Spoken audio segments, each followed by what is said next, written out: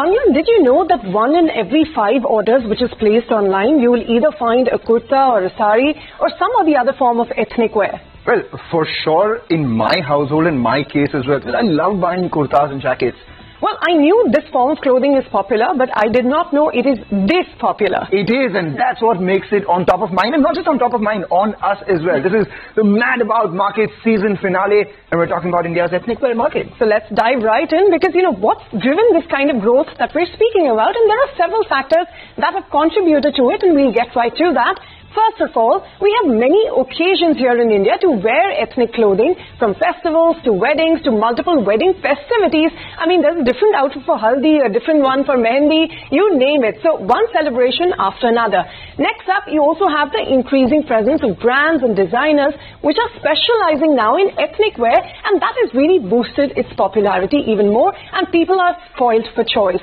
You also have rising income levels and a stronger sense of pride in our Indian culture. That's also played a significant role in the surge of the sale of these kind of clothes, and the addition of new categories like Indo-Western, for instance, that has also expanded the horizon of ethnic fashion, and it appeals to a wider audience that may not necessarily wear just plain ghagra choli, I suppose. Well, the addition of Indo-Western definitely has added a lot of options to men who would otherwise wear a kurta, or at best accessorize it with a dupatta, or perhaps. You know, but it's a big market. Let's tell you how big it actually is. According to CRISIL, the wedding and celebration wear accounts for nearly 57% of the ethnic wear market, and casual ethnic wear makes up for the remaining 43%, still dominated by weddings. Absolutely. But in consumer segments, it's women, women and women all the way. I mean, 81% of the share of India's ethnic wear is belonging to women. Menswear, just about 10%. I mean, no surprises there, really. We have a lot more options than perhaps what you have a lot more options, a lot more occasions, and a lot more clothes to wear for those occasions. Guys can wear the same kurta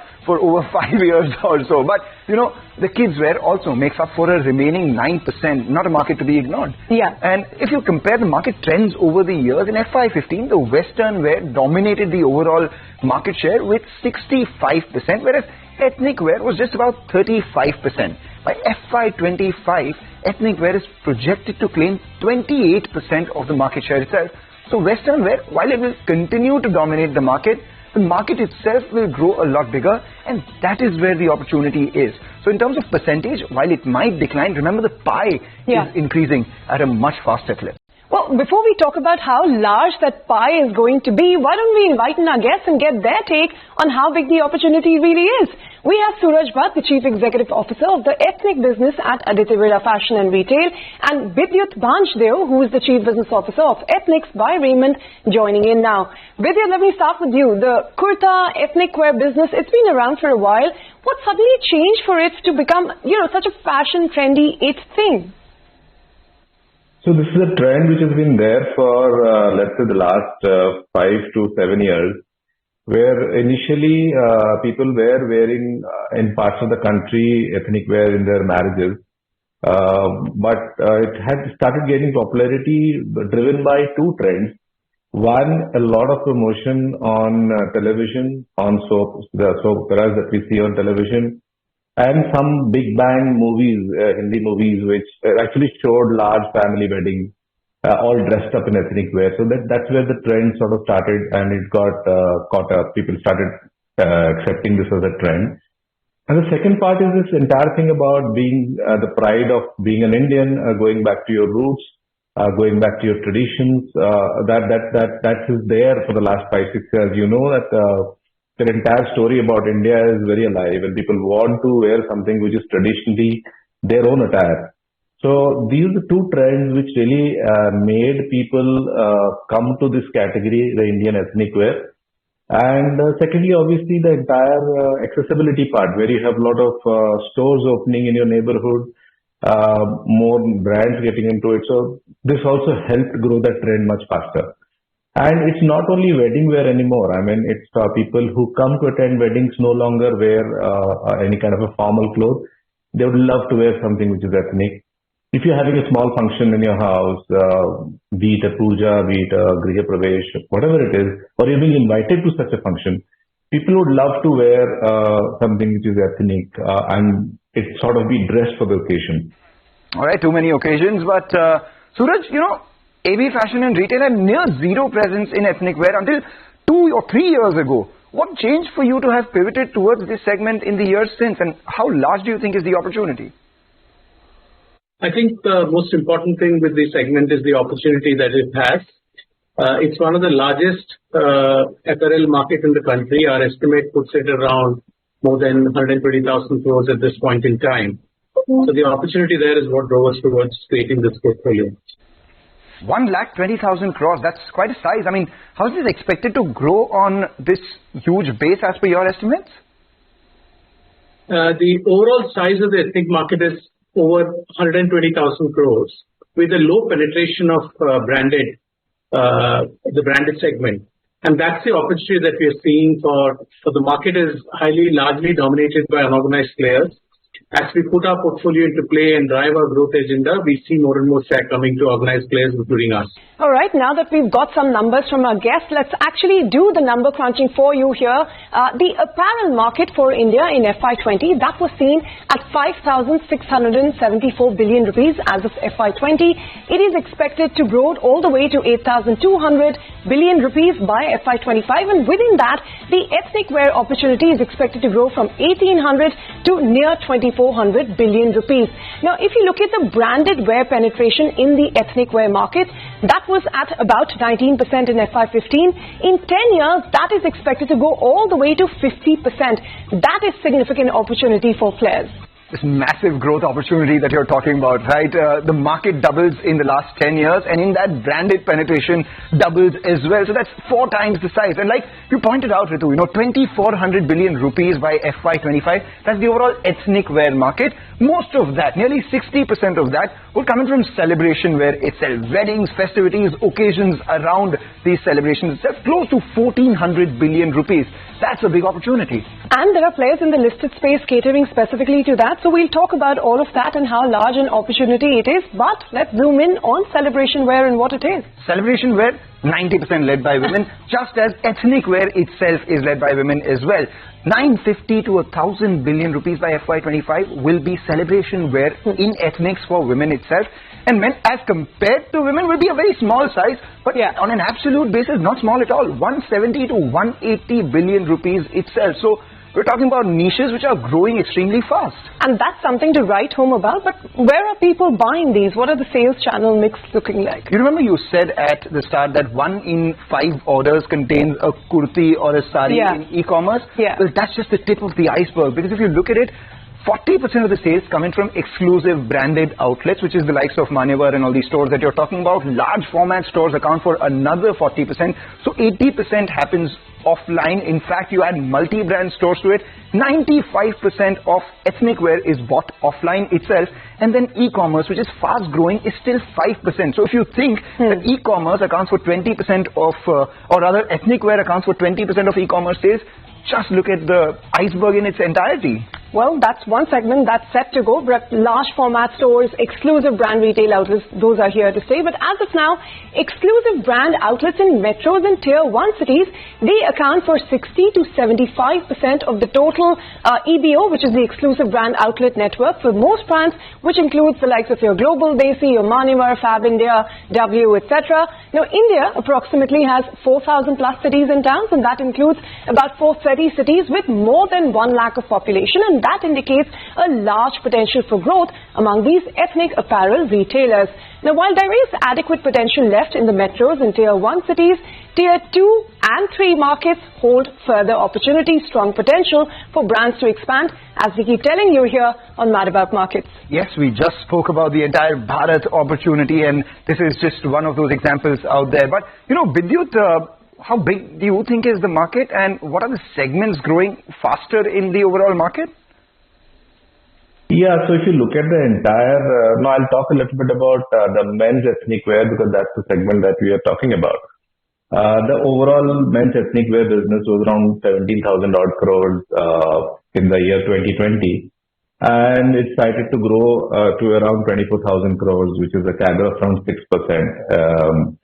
But what really has happened in this is that there was a lot of unorganized players here. Around 70% of the market was actually unorganized. where you actually have high streets which specifically cater to these occasions, and lot of them were actually unorganized. But with the entry of some of the organized players, that conversion from unorganized to organized is happening very fast. So organized, which is supposed to be around 5,000 odd crores by 2020, is supposed to grow to around close to 9,000 crores by 2025. Now that's a CAGR of close to 15 odd %. Now, obviously, the share of organized is going to grow from a 30% to 40%, and unorganized is going to reduce from 70 to 60. And we expect that by 2027, it's going to be a 50-50 kind of a share between organized and unorganized. Well, the men's grooming itself is expected to be a 9,000 crore rupee opportunity. But Sooraj, are there particular segments that are growing more than the others when you look at the overall market? We see the segments largely bucketed into four. There is the value segment, there is premium, there is bridge to luxury and luxury. The contribution of bridge to luxury and luxury is around 30%, which is quite high given the way various categories pan out. And this segment of bridge to luxury and luxury we foresee will have the maximum growth, followed by the premium segment. Well, hold your thoughts, gentlemen. We'll come back to you in just a bit. But, this large potential of the market we've been speaking about, it's not surprising, really, that corporate India has been in a deal-signing frenzy of sorts in the last few years in the ethnic wear space. And they've built up some impressive portfolios. On your wall now, Reliance, for instance, you have everyone from Satyapal, Raghvendra Rathore, Manish Malhotra, Ritu Kumar, Anamita Khanna, Abu Jani Sandeep Khosa. All of them have strategic relationships with Reliance. Then you have Aditya Birla Fashion Retail, who we've been speaking with, Jaipur, Shantanu and Nikhil, Sabyasachi, Masaba, TCNS, the most recent deal that they signed. In Tata Group, you have, brands like Bark, you have Tanera, Bombay Paisley and so on. And then, of course, Raymond as well, who we've been speaking with, has their very own ethnics.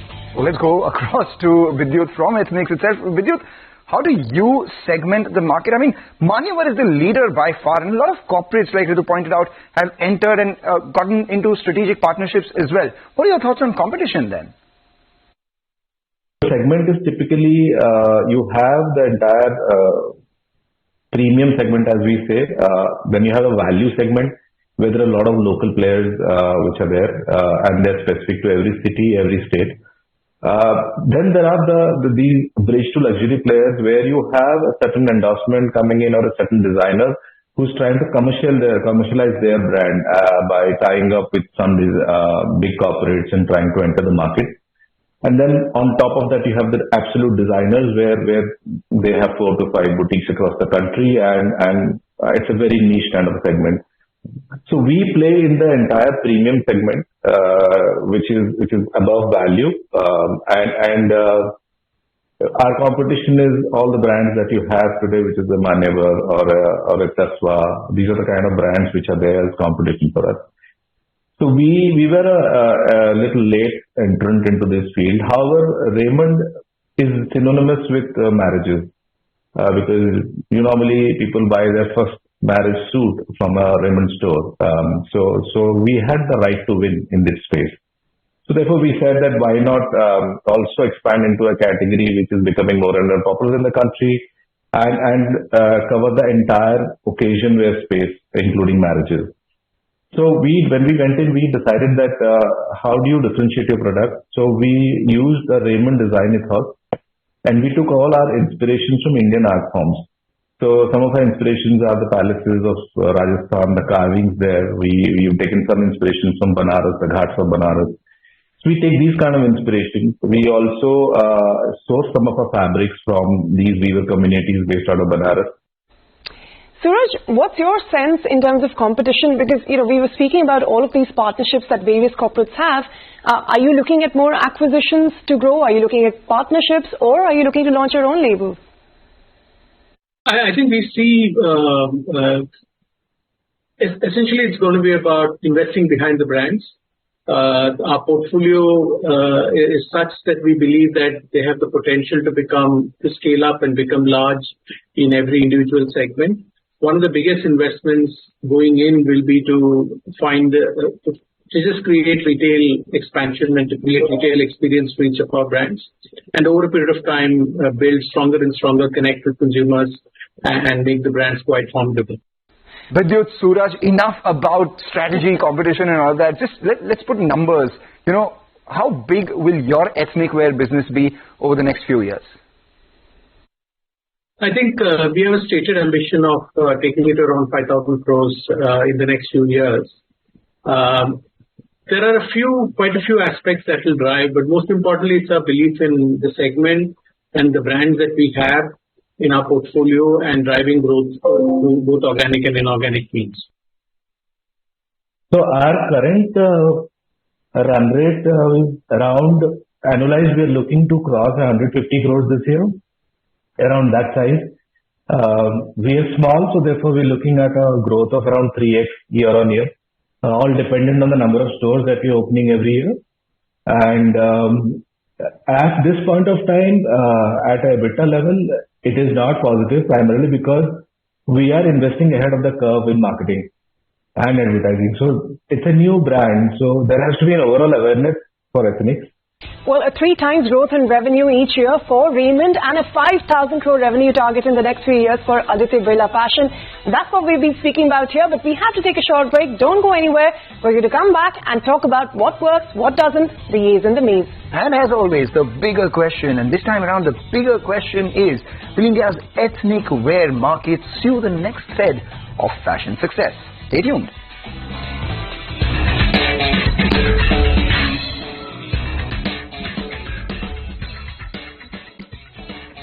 You're watching us here on Mad About Markets. Both Ritu and I are standing in our makeshift little designer studio for ethnic wear, talking about the pros, the cons, the opportunities and the challenges.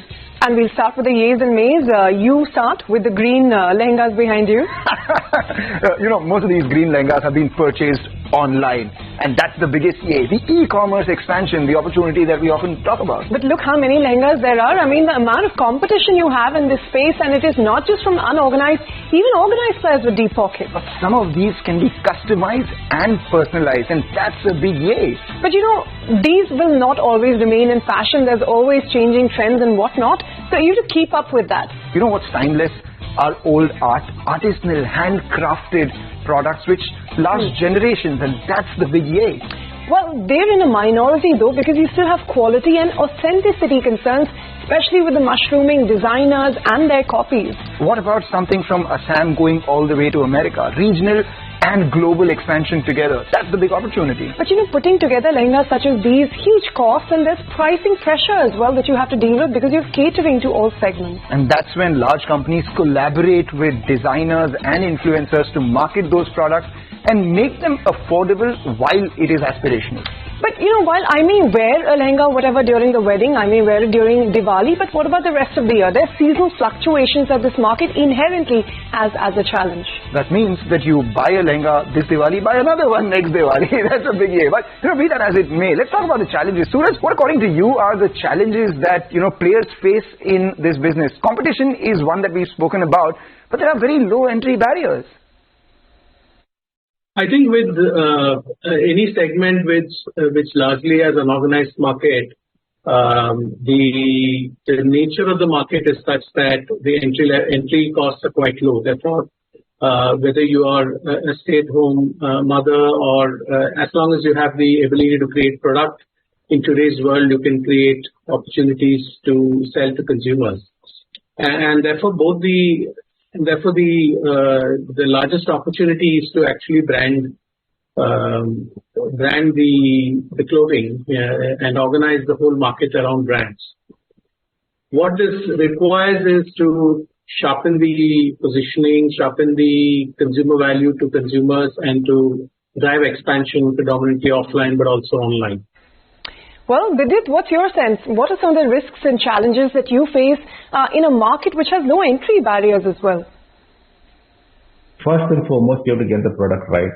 Understand the consumer's need. Understand what the trends are. And therefore, you cannot go wrong in that. So that's the first part, you get it right. The second part is obviously your brand. Make sure your brand awareness is there. And for that, you need to get the right share of voice in your promotion campaigns. Once these two are done, the third is your store footprint. Now, this category has a typical behavior where there are pockets or high street where mostly all competition stores are co-located. So that's because when a person is coming into a market to buy, they will not buy from the first store that they enter.